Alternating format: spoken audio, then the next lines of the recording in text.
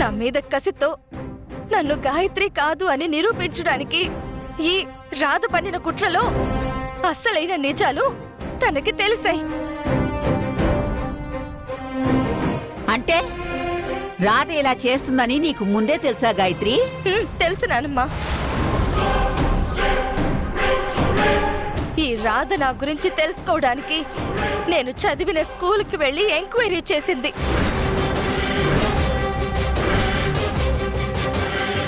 అక్కడ నేనే గాయత్రిని అని ప్రూవ్ అయింది. ఆ తర్వాత నేను చదివిన కాలేజ్, ఆ తర్వాత నేను పెరిగిన ఆశ్రమానికి కూడా వెళ్ళి ఎంక్వైరీ చేసింది.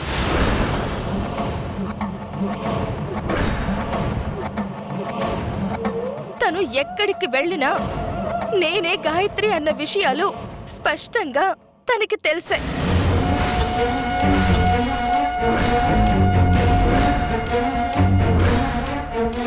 అంతెందుకు, నా చిన్నప్పటి ఫోటోని ఆధారంగా స్కెచ్ గీసిన స్కెచ్ ఆర్టిస్ట్ ఆ రోజు మన ఇంటికొచ్చి మీ అందరి ముందే నేనే గాయత్రి అని కదా చెప్పాడు. కానీ ఆ తర్వాత అతను చనిపోయాడు. అతను చనిపోయే ముందు ఈ రాధకి ఏదో చెప్పాడు అని అంటుంది. కానీ దీనంతటికీ ముందు వాడొచ్చి నాకు నిజం చెప్పాడు. ఇదంతా చూస్తుంటే అతను చనిపోయాడో లేకపోతే తనని చంపేశారో. మీ అందరికీ ఇంకొక విషయం తెలిస్తే అసలు ఈ రాధని ఏం చేస్తారో ఏంటో. మీకెవ్వరికీ తెలియకుండా అమ్మ బ్లడ్ శాంపిల్స్, నా బ్లడ్ శాంపిల్స్ సేకరించి DNA టెస్ట్ కూడా చేయించింది.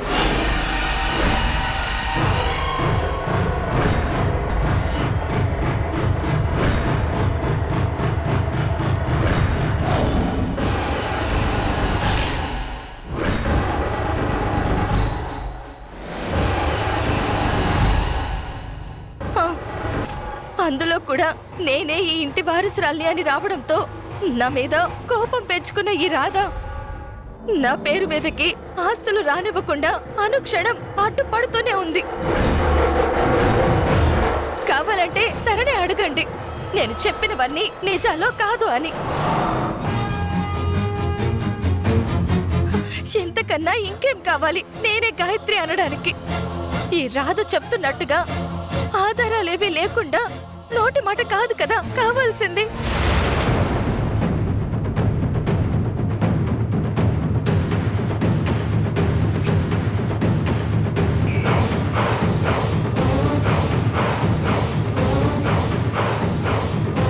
నిజమే, ఇవన్నీ నేనే చేశాను. కానీ ఇందులో నా స్వార్థం లేదు. ఎవరో ఒక మోసగత్తే ఈ ఇంటిని మోసం చేయాలని చూస్తుంటే చూడలేక ఈ కుటుంబాన్ని కాపాడడానికి అవన్నీ చేశాను. కానీ భ్రమరంభతో చేతులు కలిపిన ఈ సత్య నాకు దొరికిన ఆధారాల్ని మార్చేసింది. మీ అందరికీ ఒక నిజం తెలియాలి.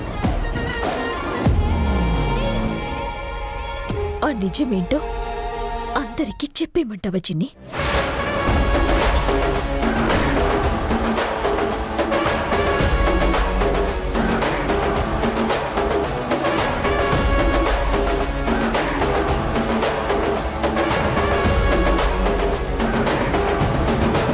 చిన్నప్పుడు ప్రేమగా నేను నిన్ను అలాగే పిలిచేదాన్ని. నువ్వు నన్ను ఏమని పిలిచేదానివో గుర్తుందా చిన్ని?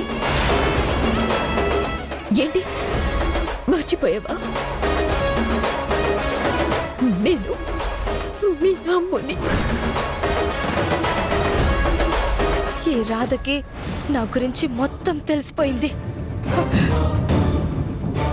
ఈ సత్య ఎవరు కాదు, చిన్నప్పుడు నాతో కలిసి పెరిగిన నా స్నేహితురాలు.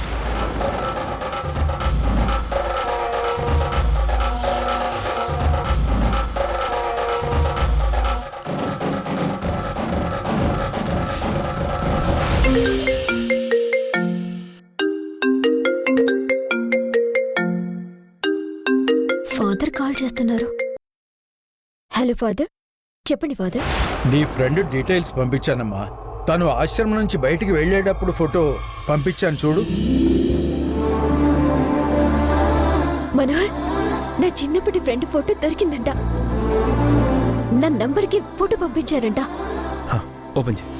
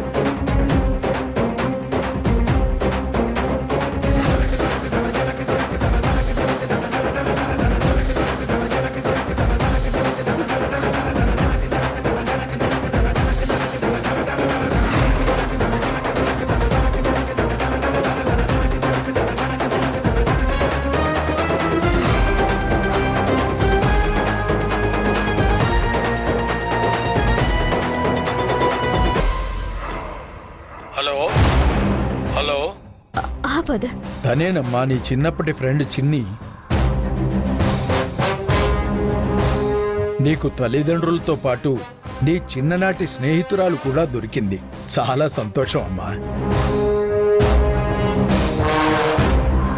ఫాదర్, నా చిన్ననాటి స్నేహితురాలు దొరికినందుకు సంతోషపడాలో లేదా తన వలన ఎన్ని సమస్యలు వచ్చినందుకు బాధపడాలో తెలియట్లేదు ఫాదర్. ఏమైందమ్మా? ఏం జరిగింది?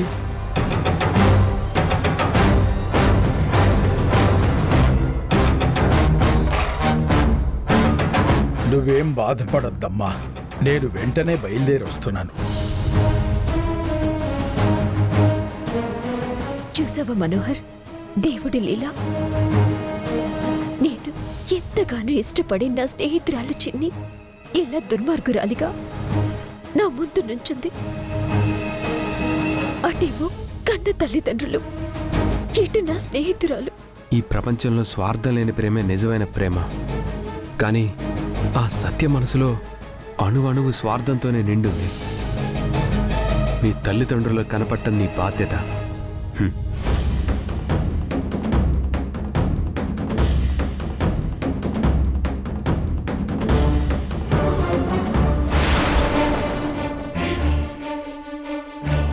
ఈ రాధకి నేనే తన చిన్నప్పటి ఫ్రెండ్ అనే విషయం కూడా తెలిసిపోయింది. ఏంటి, గాయత్రి నువ్వు ఇద్దరు స్నేహితురాలా? మరి ఆ విషయం గురించి ఎప్పుడు చెప్పలేదు, ఎందుకు దాచావు? నాకు ఈ రోజే తెలిసింది నాన్న.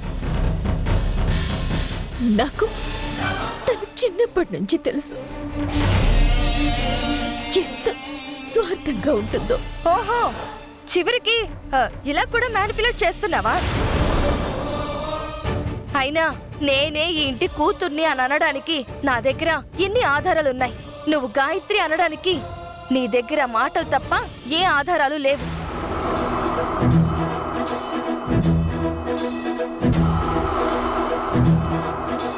నువ్వు ఏం చేసినా నమ్మడానికి ఇక్కడ పిచ్చి వాళ్ళెవరూ లేరు. నీకు కావాల్సింది ఆధారాలు కదా. నువ్వు అబద్ధమని నేనే నిజమైన గాయత్రి అనటానికి చాలా ఆధారాలున్నాయి. ఆ ఆధారాలన్నీ ఇంకా సేపట్లో నడుచుకుంటూ మన ఇంటికి వస్తున్నాయి. నువ్వేం కంగారు పడుకో. అన్ని ఆధారాలు చూపించి నువ్వు అబద్ధమని నిరూపించి నిన్ను ఇంట్లో నుంచి బయటికి పంపించేస్తాను. అసలు ఏం జరుగుతోందో అర్థం కావడం లేదు. నిజం అబద్ధం అంటూ ఏదేదో మాట్లాడుతున్నారు. ఆధారాలు సాక్ష్యాలు అంటూ అర్థం కాకుండా మాట్లాడుతున్నారు. దేవకి, ఇదంతా నాకెందుకో రాదాడుతున్న నాటకం అనిపిస్తుంది.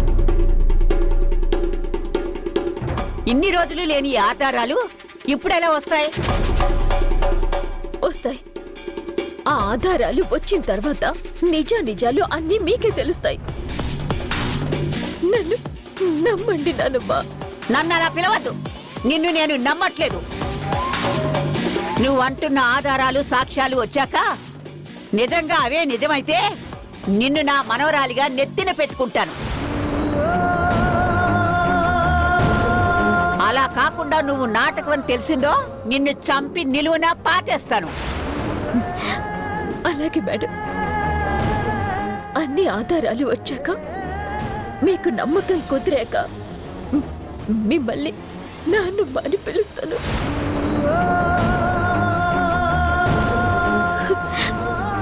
మనోహర్, ఏమైంది?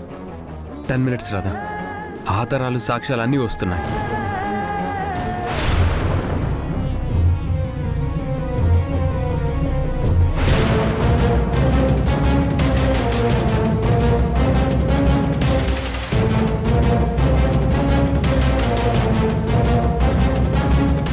ఏంటి నువ్వు చెప్పినట్టు ఇప్పటి వరకు ఏ సాక్ష్యాలు నడుచుకుంటూ కాదు కదా, కనీసం పాక్కుంటూ కూడా రాలేదు. నువ్వే గాయత్రి అని నిరూపించుకోవడానికి నీ దగ్గర ఎలాంటి సాక్ష్యాలు లేక ఏదైనా అబద్ధపు సాక్ష్యం పుట్టిస్తున్నావా? ఎందుకింత ఆలస్యం అవుతుంది?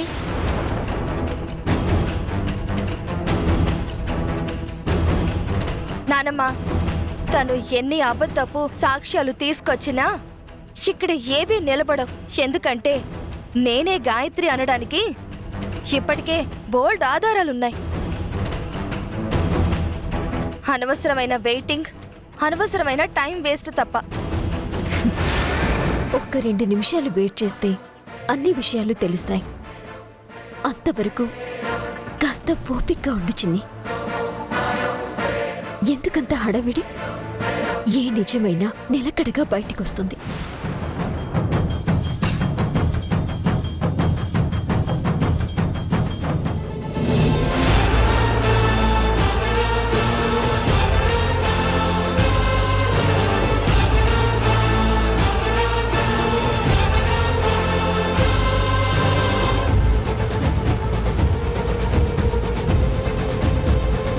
చర్చి ఫాదర్ని కూడా పిలిపించిందంటే నా గురించి అన్ని నిజాలు తెలుసుకొని పక్కా ప్లానింగ్ తో వచ్చిందన్నమాట. ఇప్పటి వరకు నేనే గాయత్రిని, తను కాదు అని నన్ను నేను డిఫెండ్ చేసుకుంటే సరిపోయేది. కానీ ఇప్పుడు నేను డిఫెండ్ చేసుకోవడంతో పాటు తను గాయత్రి కాదు అని ప్రూవ్ చేయాల్సిన అవసరం ఏర్పడింది. ఏంటి సత్య, నడిచొచ్చిన నిలువెత్తు సాక్ష్యాన్ని చూసి ఏం మాట్లాడాలో అర్థం కావడం లేదా? రండి ఫాదర్, కూర్చోండి. కూర్చోండి.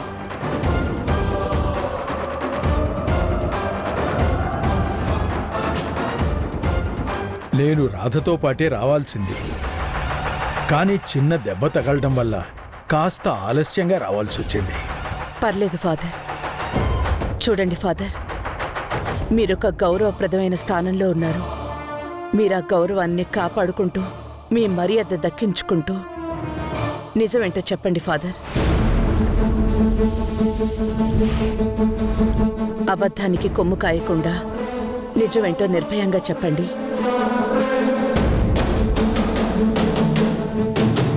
అవును ఫాదర్, మీరు చెప్పే నిజం మీదే మా కుటుంబం ఆధారపడి ఉంది. దయచేసి నిజమేంటో చెప్పి మాకు హెల్ప్ చేయండి ఫాదర్.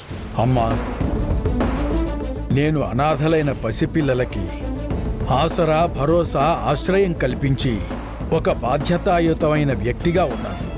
నేను ఒక అబద్ధంతో ఒక కుటుంబానికి అన్యాయం చేయడం వలన నాకొచ్చే ఉపయోగం ఏమీ లేదు. ఒకవేళ ఉపయోగం ఉన్నా నేను అలాంటి తప్పు చెయ్యను. ముందు నన్ను నమ్మండమ్మా. ఆ ప్రభువును నమ్ముకున్న నా నోటి నుండి అబద్ధం అనే మాట రాదమ్మా. అయినా సరే నా నోటి మాట కన్నా కనిపించే సాక్ష్యానికే విలువ ఎక్కువ కాబట్టి నేను తెచ్చిన ఈ 2 ఫైల్స్ని చూడండి. అన్ని విషయాలు మీకే అర్థమవుతాయి.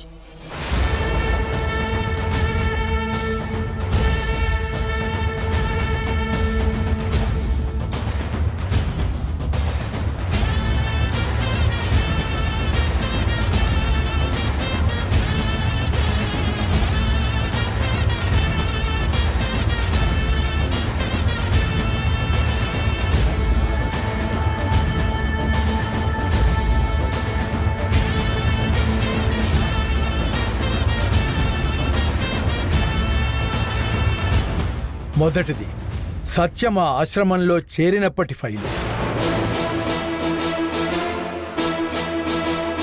తను పసిగుడ్డుగా ఉన్నప్పటి నుంచి మా ఆశ్రమంలోనే పెరిగింది. అది దానికి సంబంధించిన ఫైల్.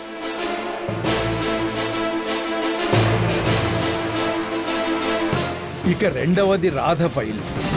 రాధని ఒక తాగుబోతు అయిన తన భర్తకి భయపడి రాధను తీసుకొచ్చి మా ఆశ్రమంలో చేర్పించింది.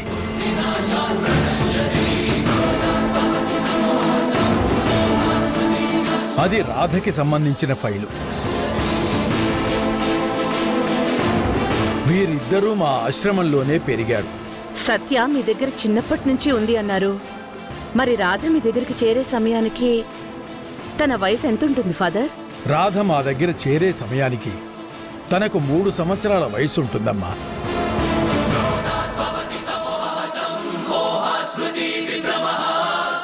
కాకపోతే ఆవిడ హడావిడిగా ఆశ్రమంలో చేర్పించటం వల్ల కరెక్ట్ ఏజ్ తెలియదు కానీ 4-5 సంవత్సరాల కన్నా ఎక్కువే గాని తక్కువ ఉండదమ్మా. రాధను తీసుకొచ్చి మీ దగ్గర వదిలిపెట్టిన ఆవిడ పేరు ఏం పేరు ఫాదర్? సుశీలమ్మమ్మ. సుశీలమ్మ. సుశీలమ్మ అంటే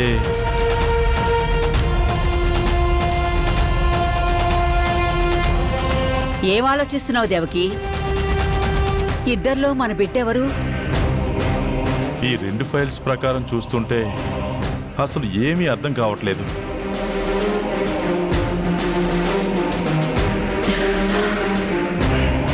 నేను అదే ఆలోచిస్తున్నానండి.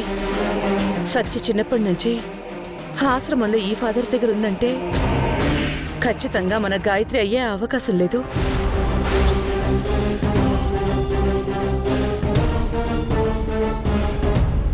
ఎందుకంటే మన గాయత్రి మన నుంచి దూరం అయినప్పటి నుంచి తన వయసు 3 సంవత్సరాలు అయిపోయింది.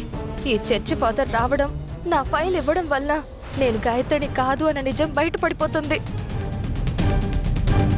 అలా అని రాధని మన కూతురు అనుకుంటే రాధ ఆశ్రమానికి వెళ్లే సమయానికి తన వయసు 3 నుంచి 4 ఏళ్ళు అంటున్నారు. చాలా కన్ఫ్యూజన్గా ఉందండి. అవునమ్మా, మీరు ఈ విషయంలో కన్ఫ్యూజ్ అవ్వడంలో అర్థం ఉంది. కానీ ఇక్కడ ఒక విషయం గుర్తించాలి.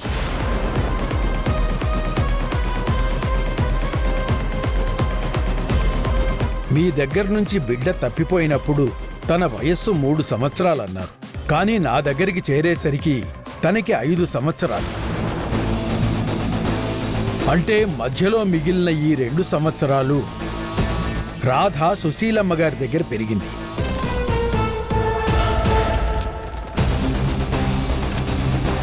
కానీ తన భర్త తాగుడికి బానిసై డబ్బుల కోసం బిడ్డని అమ్ముకున్నప్పుడు తనొచ్చి బిడ్డని మా చేతిలో పెట్టి చనిపోయింది. అదమ్మా జరిగింది. అందుకే ఈ రాధే మీ అమ్మాయి. ఏది మనదనుకుంటా, ఏది కాదనుకుంటా, లేని తలరాతని వెతికే మనసుకు ఏమని చెబుతా, ఎంత కని దిగిపోతా, ఎంత కని దిగులవుతా, రాని మమకారాన్నడిగి ఎంతని పరుగులు పెడతా. ఇక నన్ను నేను గాయత్రి అని ప్రూవ్ చేసుకోవడానికి నాకు ఏ అవకాశమూ లేదు. ఇంత క్లియర్గా ఆధారాలు ఉన్న తర్వాత నేనేం చెప్పినా నన్ను నమ్మరు. దానికన్నా నేనే కాళ్ళు పట్టుకుని క్షమాపణలు అడిగితే కనీసం కనికరించైనా వదిలేస్తారు.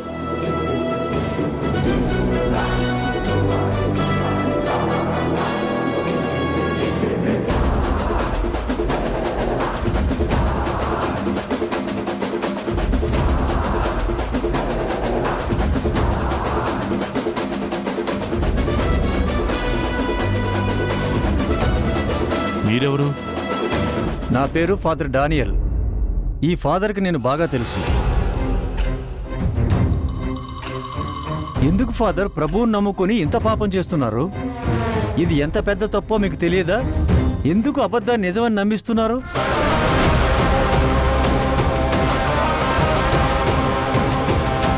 ఏమంటున్నారు ఫాదర్? ఈ ఫాదర్ అబద్ధం చెప్తున్నారా? అవును, సత్య పెరిగింది నా ఆశ్రమంలో. కానీ ఈ ఫాదర్ వచ్చి సత్యకు సంబంధించిన ఫైల్ అడిగి తీసుకున్నారు.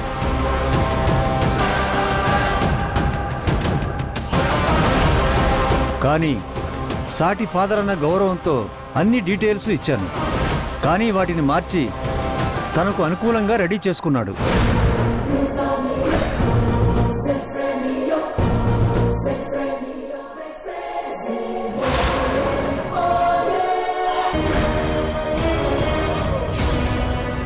మన రక్తం, మన వంశం, మన బిడ్డ మన కంటికి ఎదురుగుండా ఉన్నా గుర్తించలేని గుడ్డి వాళ్ళం అయిపోయామే.